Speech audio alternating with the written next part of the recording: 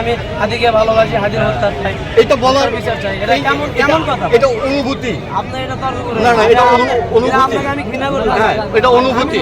আমি তো মুসলমান, আমার লেবাসটা দেখেন।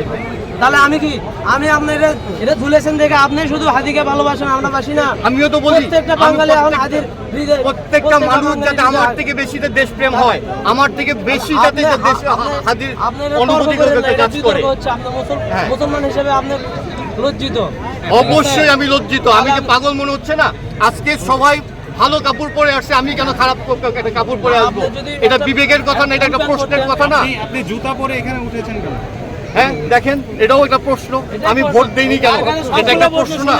আমি তো ভোট দেইনি, এটা কেন হয়নি? সেই হাদিকে ভালোবাসে, সেই হাদির হত্যার বিচার চাই, আমরা চাই না। না, তাহলে তো আমার 18 কোটি মানুষ চাচ্ছে। তাহলে আপনি হাফপ্যান্ট করছেন কেন? আমরা তো হাফপ্যান্ট করি নাই। বিচার তো সবাই আমি চাচ্ছে। হাদির হত্যার বিচারের পাশাপাশি ইনকলাব মঞ্চ কেন ভাঙা হচ্ছে সেটা জানার জন্য। আপনি একটা মুরব্বী হিসেবে মুসলমান দাঁড়িয়ে আছে, আপনি হাফপ্যান্ট করলেন কেমন? কিন্তু আপনি তো লিখেছেন আমি হাদির হত্যাকারী। আপনি কেন লিখেছেন যে আপনার সাথে এটা যায় না? হাদি এখানে কোনো ব্যক্তি না, বর্তমানে হাদি এখানে কোনো ব্যক্তি না। হাদি হচ্ছে আপনার আমার চেতনা, আপনার আমার বিবেক, যা আমরা প্রতিনিয়ত আমাকে হত্যা কি বলছে করছি। যে আমার প্রতিবাদে তোমরা হাফপ্যান্ট পরে এসে আমার হত্যার বিচার চাও? ঝগড়া করলে আলাদা